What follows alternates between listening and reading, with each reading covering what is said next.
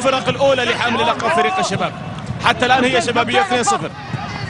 ملعب الكرة الآن صاحب الهدف نواف شوير يراوغ بشكل ممتاز جدا. يتقدم نواف في مساحات شوارع في دفاعات النصر. يتقدم نواف أخذ مسافة، أخذ خطوات، يلعب عرضية في يد لاعب النصر فتيني.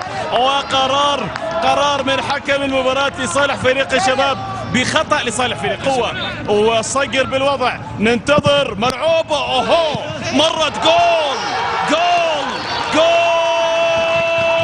ثالث. ضربة وأي ضربة يا شباب.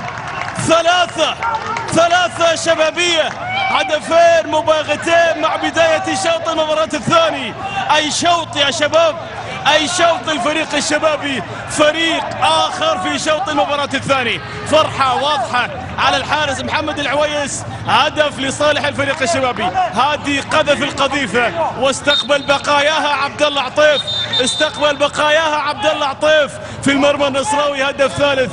الآن مع التغييرات لديهم مهمة ليست بالمهمة الصعبة. الآن النصر يتغير وضعه إيجابيا بالتأكيد. راح يتقدم، راح يكون هناك راس حربة، راح يكون هناك سعود فلاتة على اليمين، مصعب في مكانه اللي يفضله، راس حربة صريح. لكن النصر متأخر ب3